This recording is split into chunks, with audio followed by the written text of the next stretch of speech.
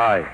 I can see the audience tonight, so I can see also from the size of it, which last time was a black spot in front of my eyes, that there must be many of you here who are not thoroughly familiar with physics, and also a number that are not too versed in mathematics, and I don't doubt that there are some who know neither physics nor mathematics very well.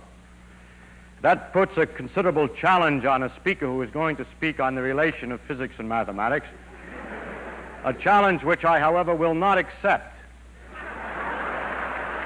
I published the title of the talk in clear and precise language and didn't make it sound like it was something it wasn't. It's the relation of physics and mathematics. And if you find that in some spots it assumes some minor knowledge of physics or mathematics, I cannot help it. It was named. In thinking of the applications of mathematics to physics, it's perfectly natural that the mathematics will be useful when large numbers are involved in complex situations. Although, for example, if we took biology, the action of a virus on a bacterium is, if you watch it under the microscope, unmathematical. A jiggling virus finds some spot on this odd-shaped bacterium, and they're all different shapes, and finds some spot, and maybe it pushes its DNA in, and maybe it doesn't, and so forth. And yet, if we do the experiment with millions and billions of bacteria and viruses, then we can learn a great deal about the viruses by taking averages and working with large numbers. And we can use the mathematics involved in the averaging. We can see whether the viruses develop in the bacteria some new strains and in what percentage, and so we can study the genetics, the mutation, and so forth. To take another more trivial example, you know, imagine an enormous board, a checkerboard to play checkers, or drafts. And if the board is very large, the actual operation of any one step is not mathematical. It's very simple if it's mathematical at all. It either goes one side or the other on a diagonal, or it reaches and becomes a king and can go backwards when it reaches the end. In other words, the statement of the rules are very simple and do not really involve any mathematics. But you could imagine that on an enormous board with lots and lots of pieces, some analysis of the best move or good moves or bad moves might be made by a deep kind of reasoning which would involve somebody having gone off first and thought about it in great depth, and that becomes mathematics, this abstract reasoning. Another example is switching in computers. If you have one switch is either on or off, and there's nothing very mathematical about that, although mathematicians like to start there with their mathematics. But with all the interconnections and wires to figure out what a very large system will do, one requires a mathematics. And I would like immediately to say that a mathematics has its primary application, or it has a tremendous application in physics, in a discussion of the detailed phenomena in complicated situations, granting the fundamental rules of the game.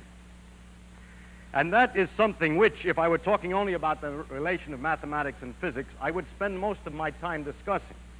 But since this is part of a series of lectures on the character of physical law, I do not have the time to discuss the applications of mathematics and physics to calculating what happens in complicated situations, but we'll go immediately to another question, which is the character of the fundamental law. If we go back to our checker game, the fundamental laws are the rules by which the checkers move. The mathematics may be applied in a complex situation to figure out what happens in the next move, what's a good move to make in a complicated situation, but very little mathematics is needed in the fundamental, simple character of the basic laws. Now, the strange thing about physics is that for the fundamental laws, we still need mathematics. For example, I give two examples, one in which we really do not and one in which we do. There's a law in physics called Faraday's law, which says that in an electrolysis, the amount of material which is deposited is proportional to the current and to the time that the current is acting. And that means that the amount of material is proportional to the charge which goes through the system. Sounds very mathematical. But what's actually happening is that electrons going through the wire each carry one charge. And to take an example, a particular example, it may be that to deposit one atom requires one electron to come. And so the number of atoms that are deposited is necessarily proportional to the number of electrons that flow, and thus to the charge that goes through the wire. So the mathematically appearing law has as its basis nothing very deep.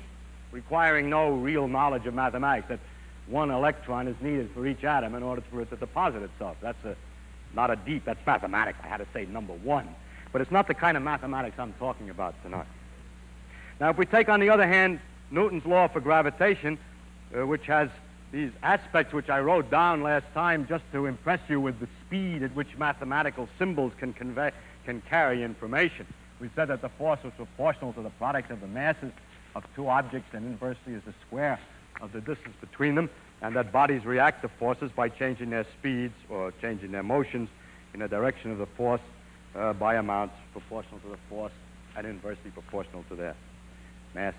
Now, that's words, all right, and I didn't have to write the equation, but nevertheless, it's kind of mathematical, and we would wonder, how can this be a fundamental law? How can this planet out there look, what does it do? It looks at the sun, and it sees how far away it is, and it decides to calculate on its internal adding machine the inverse of the square of the distance, and that tells it how much to move. This is certainly no explanation of the machinery of gravitation.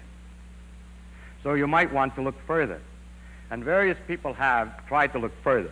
Newton was originally asked, it doesn't mean anything, it doesn't tell us anything. He says, it tells you how it moves. It should be enough, I told you how it moves, not what. But people are often unsatisfied without a mechanism, and I would like to describe one theory which has been invented for, among others, of the type that you might want, that this is the result of large numbers. And that's why it's mathematical. And I give this theory, perhaps you've thought of it yourself. Every once in a while, some student comes running in, he suddenly explains gravitation.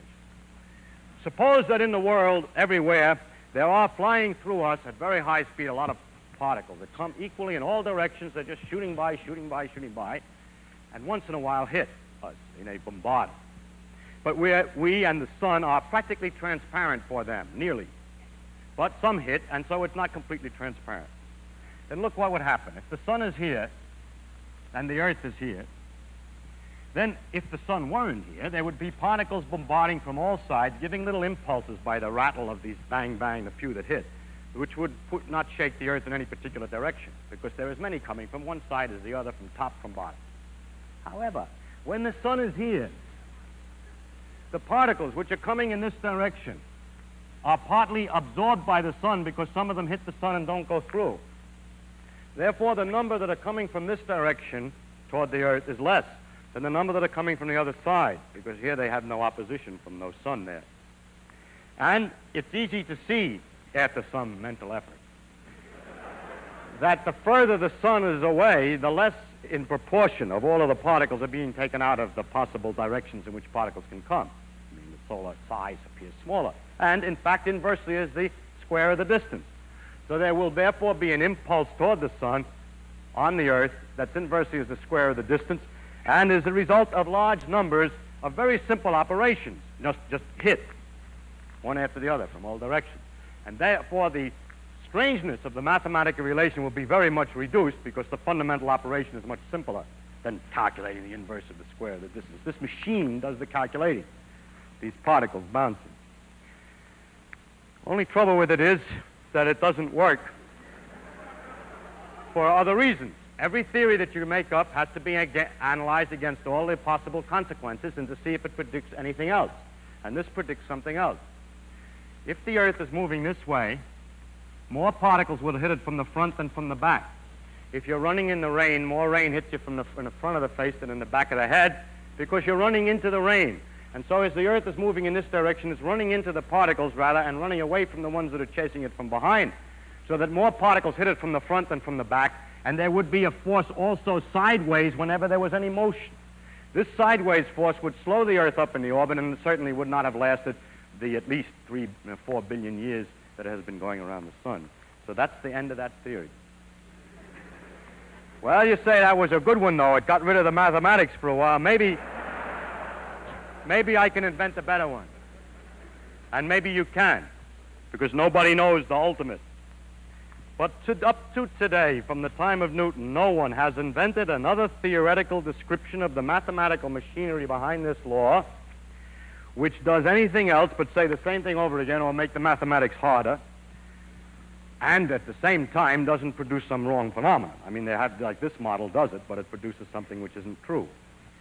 So there is no model of the theory of gravitation today other than the mathematical form. If this were the only law of this character, it would be interesting and rather annoying. But what turns out to be true is that the more we investigate and the more laws we find and the deeper we penetrate nature, this disease, that every one of our laws is a purely mathematical statement in rather complex and abstruse mathematics. This is relatively simple mathematics. It gets more and more abstruse and more difficult as mathematics. And why?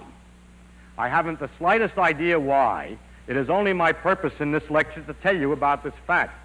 In other words, it's my purpose in this lecture to explain, really, why I cannot satisfy you, if you do not understand mathematics too well, in trying to explain nature in any other way. It is the burden of this lecture, in fact, to just tell you the fact that it is impossible to answer honestly, the challenge of explaining in a way that a person can feel the beauties of the laws of nature without their having some deep understanding of mathematics. I'm sorry, but it seems to be the case. You might say, all right, then there's no explanation of the law. At least tell me what the law is. Why not tell me in words instead of in the symbols? Mathematics is just a language, and I want to be able to translate the language. And in fact, I can. And with patience, I think I partly did. I could go a little further and explain more detail that this means that if it's twice as far away, the force is 1/4 as much, and so on, and can convert all these into words. I would be, in other words, kind to the layman, as they all sit, hopefully that you will explain something. And various different people get different reputations for their skill at explaining to the layman, in layman's language, these difficult and abstruse subjects. The layman then searches for book after book with the hope that he will avoid the complexity which ultimately set in even by the best expositor of this type. He reads the things hoping that one after he finds, as he reads, a generally increased confusion, one complicated statement after the other, one difficult to understand thing after the other, all apparently disconnected from one another, and it becomes a little obscure, and he hopes that maybe in some other book there's some explanation the man almost made it, you see. Maybe another fellow makes it right. And I don't think it's possible because there's another feature. Mathematics is not just a language. Mathematics is a language plus reasoning. It's like a language plus logic. Mathematics is a tool for reasoning. It's, in fact, a big collection of the results of some person's careful thought and reasoning. By mathematics, it is possible to connect one statement to another. For instance, I can say that the force is directed toward the sun. I can also tell you, as I did before, that the planet moves so that if I draw a line from the sun to the planet and draw another one at some definite period, like 3 weeks later, the area that's swung out by the planet is exactly the same as it will be in the next 3 weeks and the next 3 weeks and so on as it goes around the sun. Now, I can explain both of those statements to you carefully, but I cannot explain why they're both the same. So that if you don't appreciate the mathematics, you cannot see that the great variety of facts, the enormous apparent complexity of nature with all its funny laws and rules, each of which have been carefully explained to you, are really very closely interwoven. That logic permits you to go from one up to the other. It may be unbelievable that I can demonstrate that equal times will be swept out if the forces are directed toward the sun. And just to, if I may try, I will show you one demonstration to show you that those two things really are equivalent. And so that you can appreciate that there's more to merely the statement of the two laws, that the two laws are connected such that reasoning alone will bring you from one to the other. And the mathematics is disorganized reasoning, and that it's good to know how to do that, so they will appreciate the beauty of the relationship of the statements. So I'm going to prove, if I may, the relationship that if the forces are directed toward the sun, that the equal areas are swept out in equal time. So we start, here's the sun, and we imagine that at a certain time, let's say the planet is here, and is moving in such a way that, let's say, 1 second later or 1 hour, pick any time, let's say 1 second later, it's moved in such a manner that it has gotten to the position 2. Now, if the sun did not exert any force on it, then by Galileo's principle, it would keep right on going in a straight line. So in the same interval of time, later, the next second, it'll move exactly the same distance in the same straight line to the position 3, were there no force. All right, now first we're going to show that if there's no force, equal areas are swept out in equal time. I remind you that the area of a triangle is half the base times the altitude, and that the altitude is the vertical distance to the base. And that if the triangle is sort of cockeyed, there's a name for it which I forget, obtuse, then the altitude is this vertical height here. See, I know about the triangles, I just don't know the name. Now let us draw the lines to these 2 points in the case that there was no motion whatsoever. The question, this doesn't draw very well, I'm not accurate. But these 2 distances are equal, remember. The question is, are these 2 areas equal? Well, consider the triangle made from the sun and the 2 points 1 and 2. It's this one. What's its area? It's this space multiplied by this height.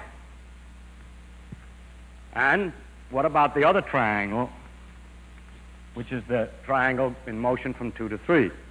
It's this base times the same altitude. The 2 triangles have the same altitude and, as I indicated, the same base and have the same area. So far, so good. If there were no force from the sun, equal areas would be swept out in equal times. The 2 triangles have equal area. But there is a force from the sun.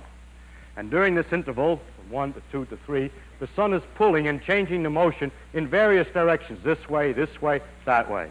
To get a good approximation to that, we'll take the central position or average position here and say that the whole effect during this interval was to change the motion by some amount in this direction toward the sun. That means that although the particles were moving this way and would have moved this way in the next second, because of the influence of the sun, the motion is altered by an amount that's poking in this direction. That's parallel to this, exactly parallel. These lines are parallel.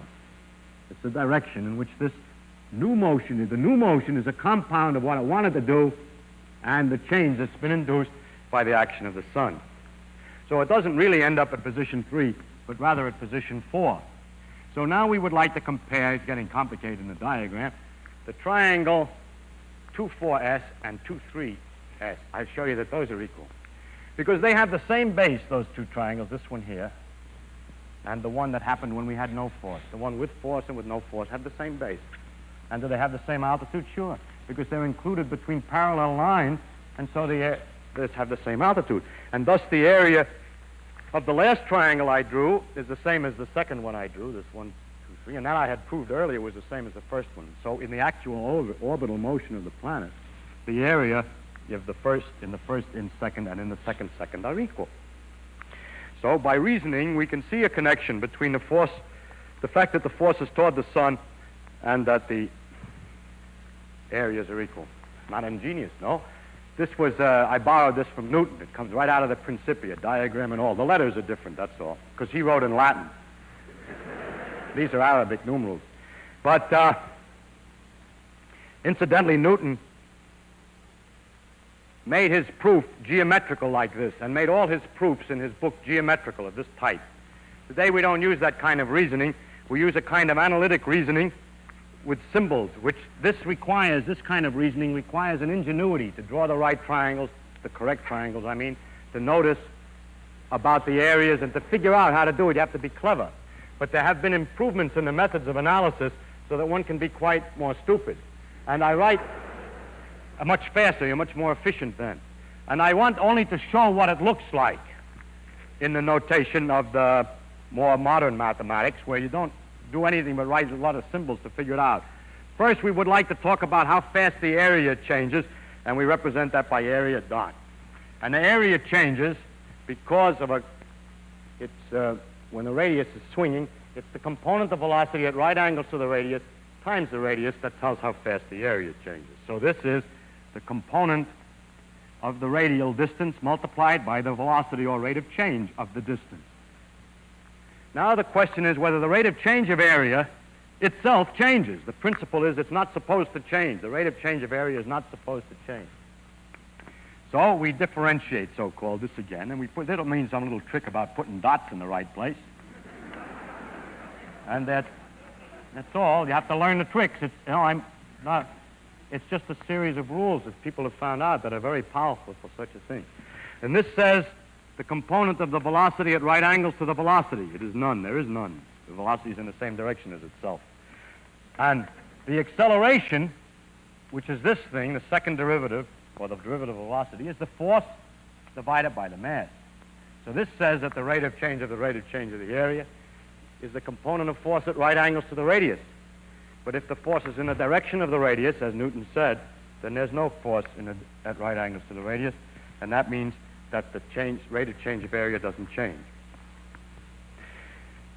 I just wanted to illustrate the different kinds of notation. Now, Newton knew how to do this, more or less, a slight different notation, but he wrote everything this way because he tried to make it possible for people to read his papers. He invented the calculus, which is this kind of mathematics, and is a good illustration of the relation of mathematics to physics. When the problems in physics get difficult, we may often look to the mathematicians who have already studied such a thing and have reasoned about such an item before and have prepared a line of reasoning for us to follow. On the other hand, they may not have, in which case we have to invent our own line of reasoning, which will then pass back to the mathematicians, because everybody who reasons carefully about anything is making a contribution to the knowledge of what happens when you think about something. And if you abstract it away and send it to the Department of Mathematics, they put it in the books as a branch of mathematics. Mathematics, then, is a way of going from one set of statements to another. It's evidently useful in physics because we have all these different ways that we can speak of things, and it permits us to develop consequences and analyze the situations and change the laws in different ways and to connect all the various statements. So that, as a matter of fact, the total amount that a physicist knows is very little. He has only to remember the rules for getting from one place to another, and he's able to do it then. In other words, all of the various statements about equal times, the forces in a direction of the radius, and so on, are all interconnected by reasoning. Now an interesting question comes up. Is there some pattern to it?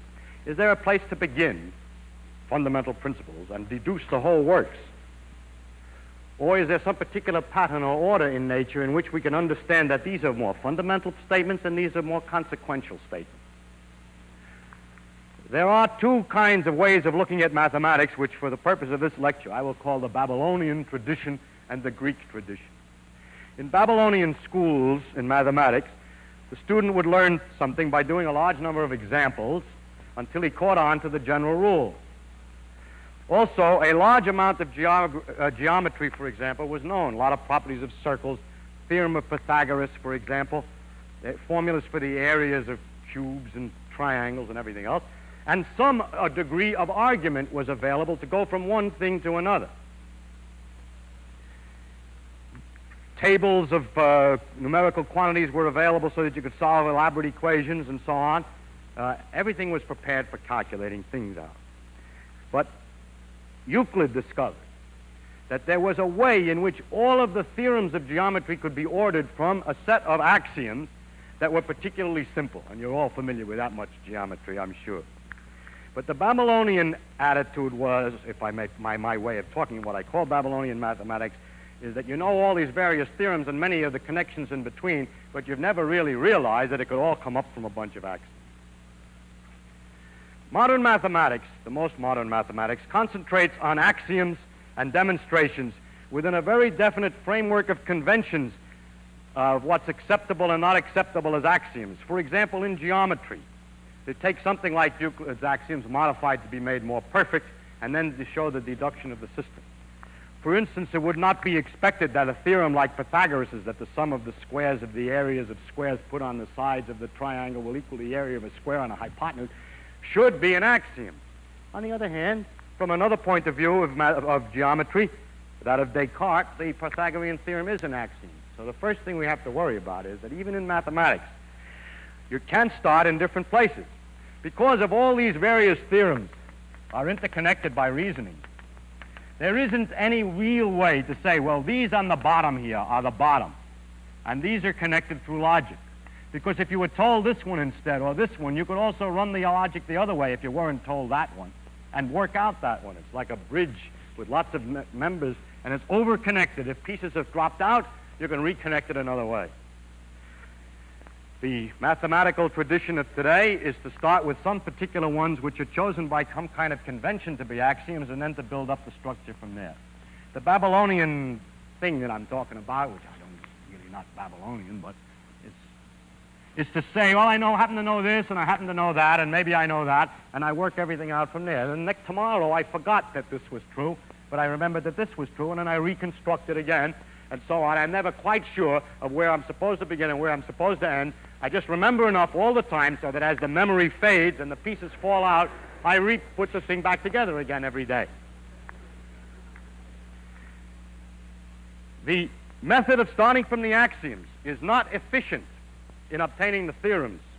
In working something out in geometry, you're not very efficient if each time you have to start back at the axioms. But if you have to remember a few things in the geometry, you can always get somewhere else. It's much more efficient to do it the other way. And what the best axioms are not exactly the same, in fact, are not ever the same, as the most efficient way of getting around in the territory. In physics, we need the Babylonian method and not the Euclidean or Greek method, and I would like to say why. The problem in the Euclidean method is to make something about the axioms a little bit more interesting or important. But the question that we have is, in the case of gravitation, is it more important, is it more basic, is it more fundamental, is it a better axiom to say that the force is directed toward the sun, or to say that equal areas are swept in equal time? Well, from one point of view, the forces is better, because if I state what the forces are, I can deal with a system with many particles in which the orbits are no longer ellipses because of the pull of one on the other, and the theorem about equal areas fails. Therefore, I think that the force law ought to be an axiom instead of the other. On the other hand, the principle that equal times are swept out in equal areas are swept out in equal times can be generalized when there's a system of a large number of particles to another theorem, which I had prepared to explain, but I see I'm running out of time. But there's another statement which is a little more general than equal areas in equal time. Well, I have to state what it is. It's rather complicated to say, and it's not quite as pretty as this one, but it's obviously the son of this one. I mean, it's the offspring. If you look at all these particles, Jupiter, Saturn, the sun, and all these things going around, lots of stars or whatever they are, all interacting with each other, and look at it from far away and project it on a plane, like this picture, then everything is moving this way, and moving that way, and so on. Then take any point at all, say this point, and then calculate how much each one is changing its area, how much area is being swept out by the radius to every particle, and add them all together. But wait, those masses which are heavier count more strongly. If this is twice as heavy as this one, then this area, it counts twice as much. So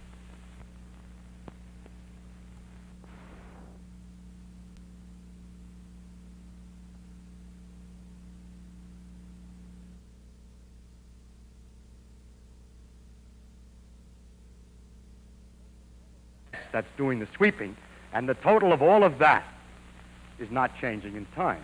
That's a generalization, obviously, of the other one.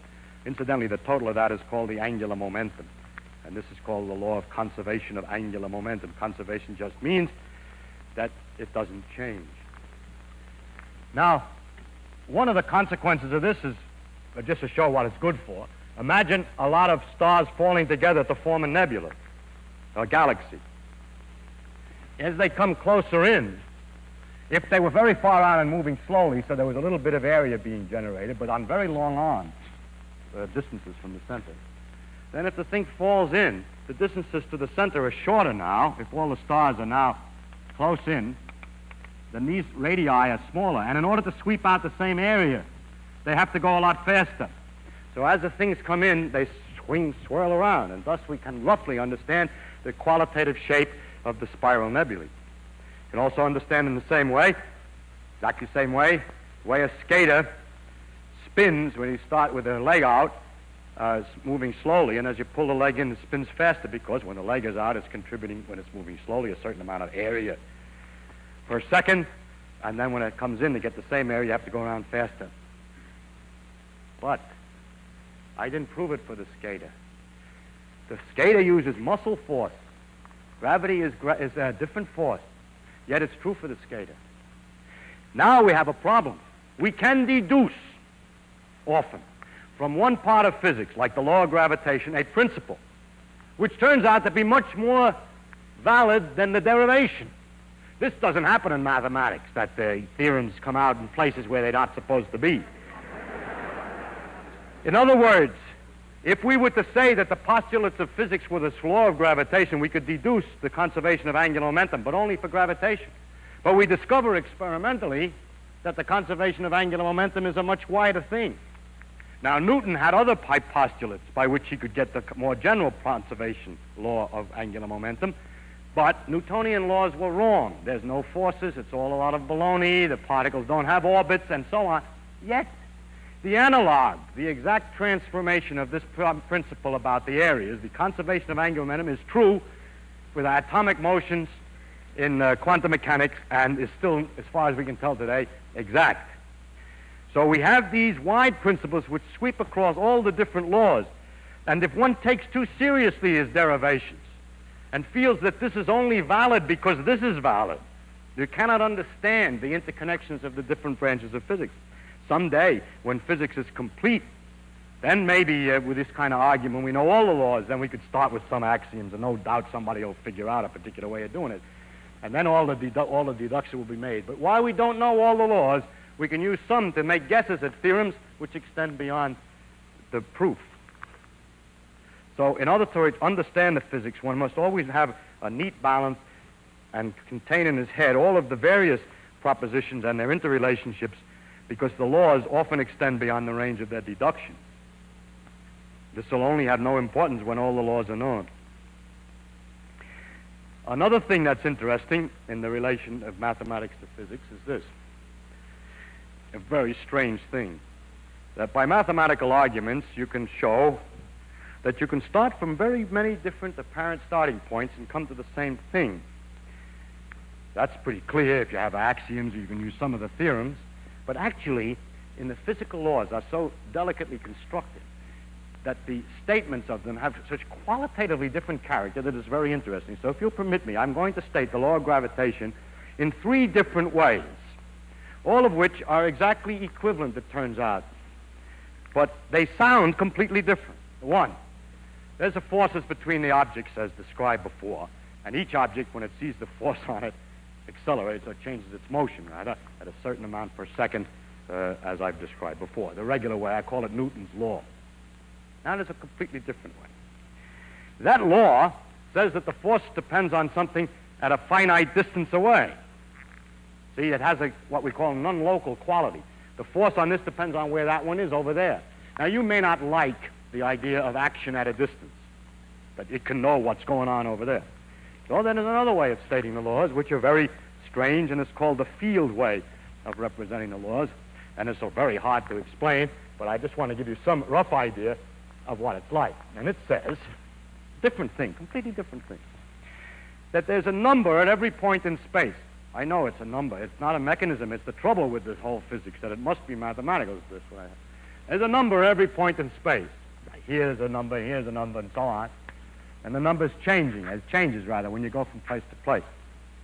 If an object is placed at one of these points, at somewhere in space, the force on it is in a direction in which that number, I'll call it the name it's given, called a potential, is in a direction in which that potential changes as quick as it can.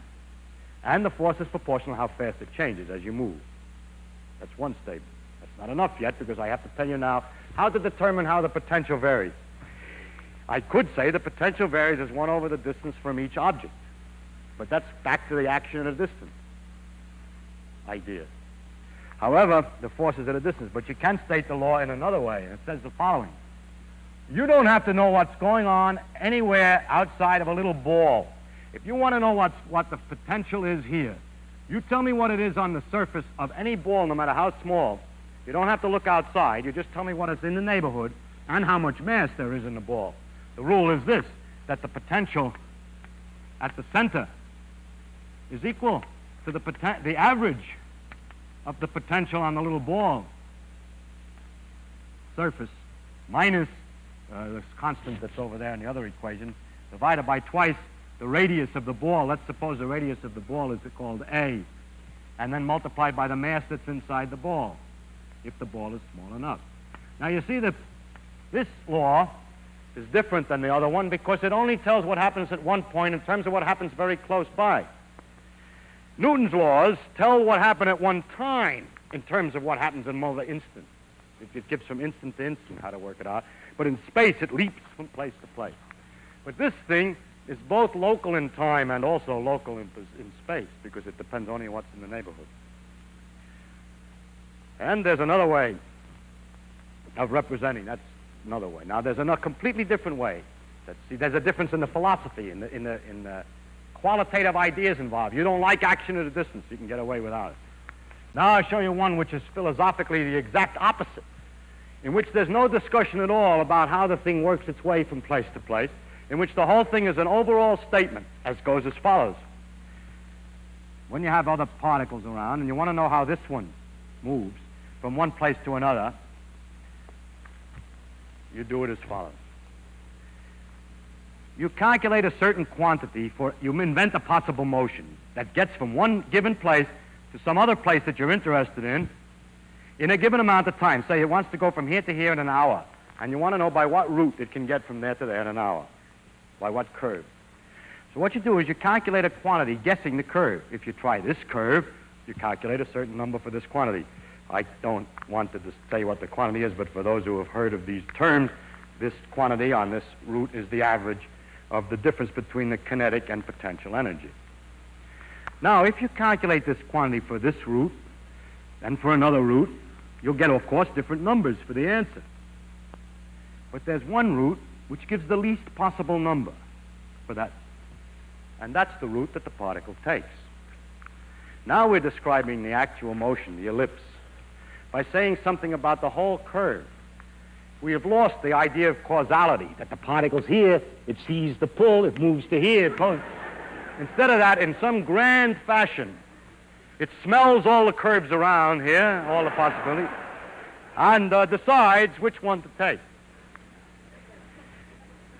This is an example of the wide range of beautiful ways of describing nature, and that when people talk that nature must have causality, well, you could talk about it this way. Nature must be stated in terms of a minimum principle. Well, you can talk about it this way. Nature must have a local field. You can do that, and so on. And the question is, which one is right? Now, if these various alternatives are mathematically not exactly equivalent, and if for certain ones there will be different consequences than for others, then that's perfectly all right then, because we have only to do the experiments to find out which way nature actually chooses to do it. Mostly people come along and they argue philosophically they like this one better than that one, but we have learned from much experience that all intuitions about what nature's going to do philosophically fail. It never works. One just has to work out all the possibilities and just try all the alternatives. Now, in this particular case that I'm talking about here, these theories are exactly equivalent. The mathematical consequences in every one of the different formulations of the three formulations, Newton's laws, the local field method, and this minimum principle, give exactly the same consequences. What do we do then? You will read in all the books that we therefore cannot decide scientifically on one or the other. That's true. They're not equivalent. They are equivalent. Scientifically, it is impossible to make a decision, because there's no experimental way to distinguish if all the consequences are the same. Psychologically, they're very different in two ways. First, philosophically, you like them or don't like them. Training is the only thing you can do to beat that disease. Second, psychologically, they're different because they're completely unequivalent when you go to guess at a new law. As long as a physics is incomplete and we're trying to find out the other laws and to understand the other laws, then the different possible formulations give clues as to what might happen in other circumstances. And they become not equivalent in psychologically suggesting to us the guess as to what the laws might look like in a wider situation. For instance, Einstein noticed that the law of gravity, he said that he realized that signals couldn't propagate faster than the speed of light, for electricity. He guessed that it was a general principle, the same guessing game as taking this angular momentum and extending it from one case where you proved it to the rest of the universe. He guessed that it was true of everything, and he guessed that it would be true of gravitation. If the signals can't go any faster than the speed of light, it turns out that the method of describing the forces instantaneously is very poor. And in the Einstein generalization of gravitation, this method of describing physics is hopelessly inadequate and enormously complicated, whereas this one is neat and simple, and so is this one. So we haven't decided between those two yet. In fact, it turns out that the quantum mechanics says that, and exactly as I stated them, neither is right, but that the fact that a minimum principle exists turns out to be a consequence of the fact that on a small scale, particles obey quantum mechanics.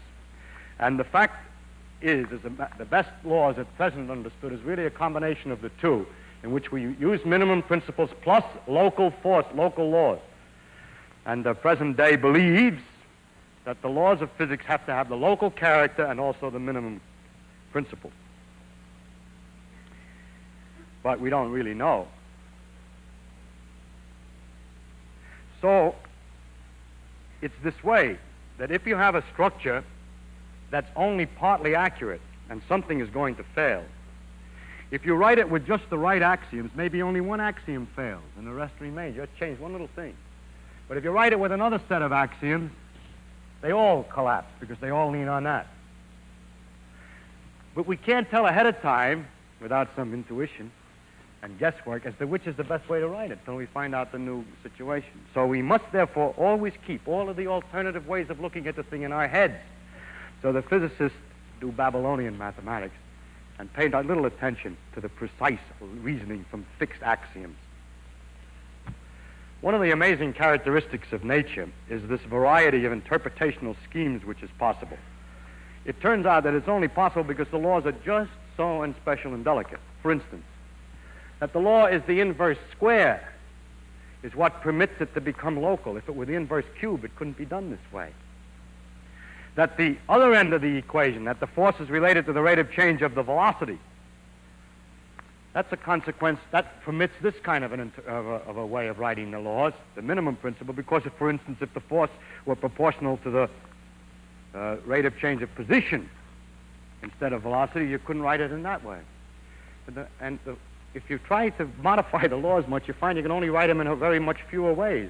I always find that mysterious, and I don't understand the reason why it is that the laws of physics always seem to be possible to be expressed in such a tremendous variety of ways.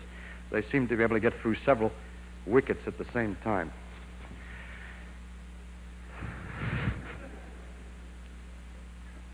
Now I would like to make a number of remarks on the relation of mathematics and physics, which are a little more general. The first is that the mathematicians only are dealing with the structure of the reasoning, and they do not really care about what they're talking. They don't even need to know what they're talking about, or as they themselves say, or whether what they say is true. Now, I explain that. If you state the axioms, you say, such and such is so, and such and such is so, and such is so, what then? Then the logic can be carried out without knowing what the such and such words mean. That is, if the statements about the axioms are true, are carefully formulated and complete enough, it is not necessary for the man who's doing the reasoning to have any knowledge of the meaning of these words. And he'll be able to deduce in the same language new conclusions. If I use the word triangle in one of the axioms, there'd be some statement about triangles in the conclusion, whereas the man who's doing the reasoning might not know what the triangle is. But then I can read his thing back and say, oh, a triangle, well, that's just a three-sided what have you, that's a so-and-so. And so I know this new fact. In other words, mathematicians prepare abstract reasoning that's ready to be used if you will only have a set of axioms about the real world. But the physicist has meaning to all the phrases. And there's a very important thing that a lot of people who study physics that come from mathematics don't appreciate. The physics is not mathematics, and mathematics is not physics. One helps the other. But you have to have some understanding of the connection of the words with the real world. It's necessary to, at the end, to translate what you figured out into English, into the world, into the blocks of copper and glass that you're going to do the experiments with to find out whether the consequences are true. And this is a problem which is not a problem of mathematics at all. I've already mentioned one other relationship that, of course, it's obvious how the mathematical reasonings which have been developed are of great power and use for physicists. That on the other hand, sometimes a physicist's reasoning is useful for mathematicians. Mathematicians also like to make their reasoning as general as possible. If you say, I have a three-dimensional space, ordinary space, I want to talk about ordinary space. You know, you're in it and you measure distances and there are three numbers you need to tell where something is. You go breadth, width, and height, three-dimensional space, and you begin to ask them about theorems. Then they say, now look, if you had a space of n dimensions, then here are the theorems. Well, I say, yeah, but I only want the case 3. Well, substitute n equals 3. And then it turns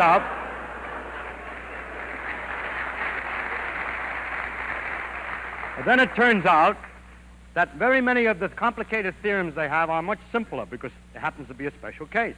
Now, the physicist is always interested in a special case. He's never interested in the general case. He's talking about something.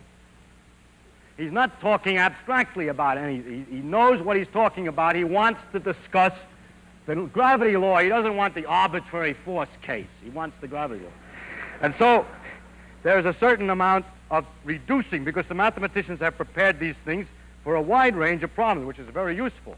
And later on, it always turns out that the poor physicist has to come back and says, excuse me, when you wanted to tell me about the 4 dimensions.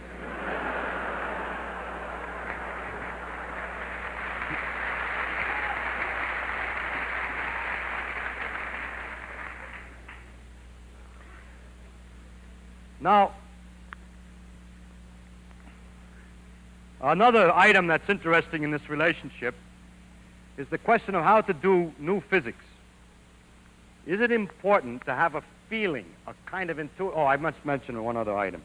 When you know what it is you're talking about, that these things are forces, and these are masses, and this is inertia, and this is so on, then you can use an awful lot of common sense, seat-of-the-pants feeling about the world. You've seen various things. You know more or less how the phenomenon is going to behave. Well, the poor mathematician, he translates it into equations, and the symbols don't mean anything to him, and he has no guide but precise mathematical rigor and care in the argument. Whereas a physicist who knows more or less how the answer is going to come out can sort of guess part way and go right along rather rapidly. The mathematical rigor of great precision is not very useful in the physics, nor is the modern attitude in mathematics to look at axioms. Now, mathematicians can do what they want to do. One should not criticize them because they are not slaves to physics. It is not necessary that just because this will be useful to you, they have to do it that way. They can do what they will. It's their own job. And if you want something else, then you work it out yourself. The next point is the question of whether we should guess, when we try to get a new law, whether we should use the seat-of-the-pants feeling and philosophical principles. I don't like a minimum principle, or I do like a minimum principle, or I don't like action at a distance, or I do like action. The question is, to what extent models help? And it's a very interesting thing. Very often models help, and most physics teachers try to teach how to use these models and get a good physical feel for how things are going to work out. But the greatest discoveries, it always turns out, abstract away from the model. It never did any good. Maxwell's discovery of electrodynamics was first made with a lot of imaginary wheels and idlers and everything else in space. If you got rid of all the idlers and everything else in space, the thing was okay. Dirac discovered the correct laws of quantum mechanics for relativity quantum mechanics simply by guessing the equation. And the method of guessing the equation seems to be a pretty effective way of guessing new laws. This shows, again, that mathematics is a deep way of expressing nature, and attempts to express nature in philosophical principles or in seat-of-the-pants mechanical feelings is not an efficient way. I must say that there is possible, and I've often made the hypothesis, that physics ultimately will not require a mathematical statement, that the machinery ultimately will be revealed, just a prejudice like one of these other prejudices. It always bothers me that in spite of all this local business, what goes on in a tiny, no matter how tiny a region of space, and no matter how tiny a region of time, according to the laws as we understand them today, takes a computing machine an infinite number of logical operations to figure out. Now, how can all that be going on in that tiny space? Why should it take an infinite amount of logic to figure out what one stinky tiny bit of space-time is going to do? And so I made the hypothesis often that the laws are going to turn out to be, in the end, simple like the checkerboard, and that all the complexity is from size. But that is of the same nature as the other speculations that other people make. It says, I like it, you don't like it. It's not good to be too prejudiced about this thing.